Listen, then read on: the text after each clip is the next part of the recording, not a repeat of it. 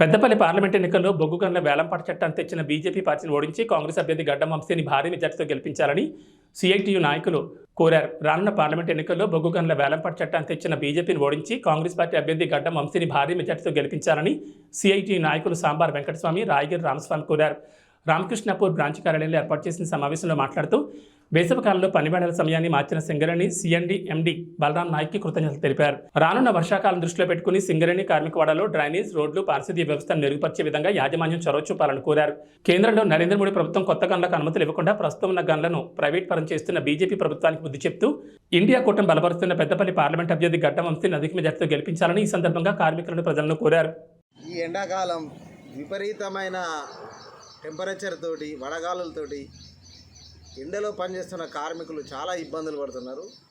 ఈ ఇబ్బందులను దృష్టిలో ఉంచుకొని మేము సిఐటిగా అనేక విజ్ఞప్తులు చేశాం. సింగరేణిలో షిఫ్ట్ వేళలు మార్చాలని చెప్పేసి సిఎండి గారికి విజ్ఞప్తి చేశాం. సిఎండి బలరాం నాయక్ గారు మొన్న సర్క్యులర్ జారీ చేశారు. సింగరేణి షిఫ్ట్ పని వేళలు మార్చడానికి ఆయన సర్క్యులర్ జారీ చేశాడు. దానికోసం సింగరేణి కాలేజ్ ఎంప్లాయీస్ యూనియన్ తరపు నుండి సిఎండి గారికి మేము కృతజ్ఞతలు తెలియజేస్తున్నాం. అట్లాగే వానాకాలం రాకముందు అన్ని రకాల పారిశుద్ధ్య వ్యవస్థలన్నింటినీ సరిచేసి వానాకాలం వచ్చే వ్యాధుల నుంచి ముందస్తుగా కాపాడాలని చెప్పేసి ఆ విధంగా చర్యలు తీసుకోవాలని సిఎండి గారిని కోరుతున్నాం. అట్లాగే ఎన్నికల విషయానికి వచ్చినప్పుడు మన నాయకులు చెప్పారు, బీజేపీ ప్రభుత్వాన్ని ఓడించకపోతే కార్మికుల హక్కులు అన్నీ హరించిపోతాయి. సింగరేణి ప్రైవేటీకరణ చేయడానికి ఎంతమాత్రం వెనకాడడు. ఇప్పటికే అన్ని బ్లాకులు కూడా, కొత్తగా వచ్చే అన్ని బ్లాకులు కూడా ప్రైవేట్ వాళ్ళకి ఇస్తున్నాడు. దేశాన్ని ముంచే విధంగా నరేంద్ర మోడీ ప్రయత్నం చేస్తున్నాడు. పవర్ ప్లాంట్లకు మన బొగ్గు అయితే 3,000కు టన్ను ఉంటే విదేశీ బొగ్గును, అదానికి సంబంధించిన విదేశీ బొగ్గును 25,000 రూపాయలు టన్ను పెట్టి కొనాలి, ఖచ్చితంగా కొంటారా చస్తారా అని చెప్పేసి ఎన్టీపీసీ కానీ ఇతర అన్ని పవర్ ప్లాంట్లకు ఆదేశాలు జారీ చేస్తుందంటే ఈయన ఎవరి కొమ్ము కాస్తున్నాడు? పెట్టుబడిదారుల కొమ్ము కాస్తున్నాడు. ఇలా మొత్తం ప్రభుత్వ రంగ సంస్థలన్నింటినీ పెట్టుబడిదారులకు అప్పచెప్తున్నాడు, ప్రైవేటీకరణ చేస్తున్నాడు. సింగరేణికి గుండెకాయ లాంటి, తెలంగాణకు గుండెకాయ లాంటి సింగరేణిని కూడా ప్రైవేటు పరం చేస్తాడు. మనం వేలాది కోట్ల రూపాయలు ఖర్చు పెట్టి గుర్తించిన బొగ్గు బ్లాకులన్నింటినీ కూడా ప్రైవేటు వాళ్ళకి ఇస్తున్నాడు. సత్తుపల్లి బ్లాక్ ఇస్తున్నాడు, కోయగూడెం బ్లాక్ ఇస్తున్నాడు, శ్రావణపల్లి బ్లాక్ ఇస్తున్నాడు, వేలం వేస్తున్నాడు. మనకి ఇవ్వమంటే ఇవ్వడం లేదు. కాబట్టి సింగరేణికి ఉరితాడేస్తున్నాడు. కాబట్టి కార్మిక వర్గం, కార్మిక కుటుంబ సభ్యులు, ఈ ప్రాంత ప్రజలు ఒక్కసారి ఆలోచించండి. అనేక దుర్మార్గమైన చట్టాలు తీసుకొస్తున్నాడు. పిఎంఎల్ఏ అనే ఒక చట్టం తీసుకొచ్చి ఏదైనా కేసు మన మీద నమోదైతే కేసు పరిష్కారం అయ్యేంత వరకు కూడా బెయిల్ రాని పరిస్థితి తీసుకొస్తున్నాడు. రాబోయే రోజులలో ప్రజలందరినీ భయభ్రాంతులకు గురి చేస్తున్నాడు. గతంలో జర్మనీలో హిట్లర్ పరిపాలన చేసినట్టుగా ఇండియాను మొత్తం నియంతృత్వం వైపు తీసుకుపోతాడు నరేంద్ర మోడీ. దీని నుంచి కాపాడుకోవాల్సిన బాధ్యత మనందరి మీద ఉంది. ఇవాళ ముస్లింల మీద, ఇతరుల మీద విషంగా వెలగక్కుతున్నాడు.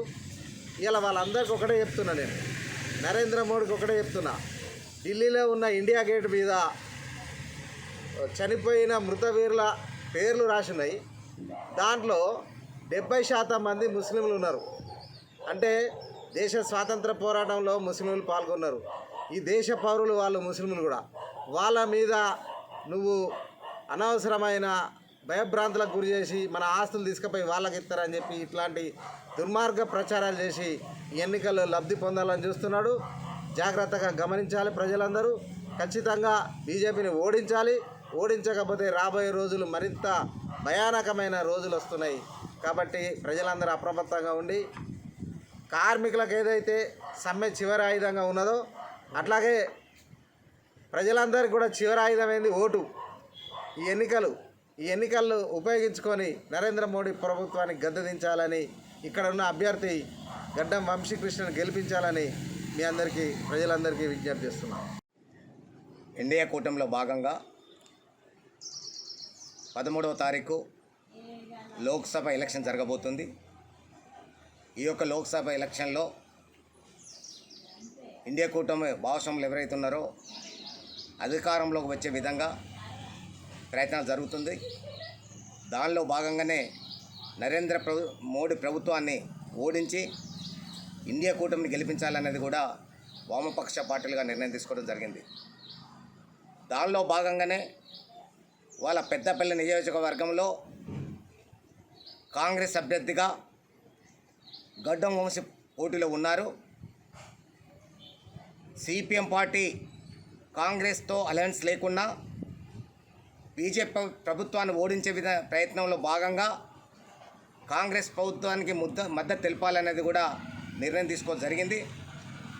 దానిలో భాగంగానే ఈరోజు Singareni collieries employment CITU Mandamarri బ్రాంచ్గా పెద్దపల్లి నియోజకవర్గం నుంచి గడ్డం వంశీ నిలబడడం జరిగింది. అతనికి Singareni collieries employees union CITU Mandamarri బ్రాంచ్గా అతను గెలిపించే విధంగా మా ప్రయత్నం కొనసాగుతుందని తెలియపరుస్తున్నాం. సింగరేణి కాలరీస్ ఎంప్లాయ్స్ యూనియన్గా నిరంతరంగా కార్మిక వర్గం కొరకు పనిచేస్తున్నాం. కార్మిక సమస్యల గురించి పనిచేస్తున్నాం. అదే కాకుండా ఇవాళ గెలిచినటువంటి సంఘాలు కూడా కార్మికుల కొరకు మేలు చేసే ప్రయత్నం జరగాలి, కానీ అది జరగట్లేదు. ప్రధానంగా నరేంద్ర మోడీ ప్రభుత్వం అధికారంలోకి వచ్చిన తర్వాత కార్మిక చట్టాలను కుదించడం, ఏవైతే కొట్లాడి తెచ్చుకున్నటువంటి చట్టాలను నిర్వీర్యం చేయడం ఇవాళ నరేంద్ర ప్రభుత్వం ప్రయత్నం చేస్తుంది. అదే కాదు, నరేంద్ర మోడీ ప్రభుత్వం రాష్ట్రాల్లో అధికారం ఉన్నప్పుడు కాడ 12 గంటల పని విధానం తెచ్చి కూడా అక్కడ కార్మిక వర్గాన్ని కూడా చాలా ఇబ్బంది పెట్టే పరిస్థితి కనపడుతుంది. ఇవాళ ప్రధానంగా వాళ్ళ GST పేరుతోనే, ఇన్కమ్ ట్యాక్స్ పేరుతోనే కార్మిక వర్గాన్ని అతలాకుతలం చేస్తూ సంవత్సరానికి 4 నెలల జీతాలను కూడా అసలు పొందలేని పరిస్థితి వాళ్ళ నరేంద్ర మోడీ ప్రభుత్వం ప్రయత్నం చేస్తుంది. అదే కాదు, మళ్ళీ కనుక అధికారంలో కనుక బీజేపీ ప్రభుత్వం వస్తే రాబో రోజుల్లో కార్మిక హక్కులు ఉండవు. ఏవైతే గవర్నమెంట్లో ఉన్నటువంటి పబ్లిక్ సెక్టర్స్ కూడా ఉండవు. ఇవాళ 12వ వేతన కమిటీ కూడా జరగదు. హక్కులు కూడా హరించిపోతాయి. ఏదైతే నిరంతరంగా కాంట్రాక్ట్ కార్మికులు పనిచేస్తున్నారో వారికి సరైన వేతనాలు ఇవ్వట్లేదు, కనీస వేతనాలు చెల్లించట్లేదు. కానీ ఒక రోజుకు 178 రూపాయలు ఇవ్వడానికి జీవో ప్రయత్నాలు జరుగుతున్నాయి. ఇంత మూర్ఖంగా నరేంద్ర మోడీ ప్రభుత్వం ప్రయత్నం చేస్తుంది. కాబట్టే ఇవాళ నరేంద్ర మోడీ ప్రభుత్వాన్ని తప్పనిసరిగా ఓడించాలనే భాగస్వామ్యం కావాల్సిన బాధ్యత ప్రజలపై ఉంది. అదే కాదు, ఇవాళ రిటైర్మెంట్ అయిన తర్వాత వారికి వచ్చే పెన్షన్స్ కానీ, హెల్త్ కార్డు విషయంలో కానీ, గ్రాట్యుటీ విషయంలో కానీ నిరంతరంగా కార్మిక వర్గం దాడి చేసినటువంటి పరిస్థితి మనకు కనపడుతుంది. దీన్ని వ్యతిరేకించవలసిన బాధ్యత ఉంది. ఇవాళ మన పబ్లిక్ సెక్టర్ కాపాడుకోవాలన్నా, మన హక్కులను మనం కాపాడుకోవాలనుకున్నా, మన సమస్యల పరిష్కారం కావాలనుకున్నా, కాంట్రాక్ట్ కాలం కనీస వేతనాలు రావాలనుకున్నా మనం తప్పనిసరిగా బీజేపీ ప్రభుత్వాన్ని ఓడించి ఇండియా కూటమి అధికారంలోకి తేవలసిన బాధ్యత ఎంతైనా ఉందనేది కూడా తెలియపరుస్తున్నాం. అందులో భాగంగానే వాళ్ళ చెన్నూరులో వివేక్ ఎమ్మెల్యేగా గెలిచాడు. అప్పుడు కూడా కాంగ్రెస్ మేము మద్దతు తెలపడం జరిగింది. అందులో భాగంగా ఇవాళ గడ్డం వంశీ పెద్దపల్లి నియోజకవర్గం నుంచి కూడా ఎంపిక గెలుపు కొరకు మా శాశక్తిగా కృషి చేస్తూ గెలిపేయడానికి ముందుంటామని తెలియపరుస్తున్నాం.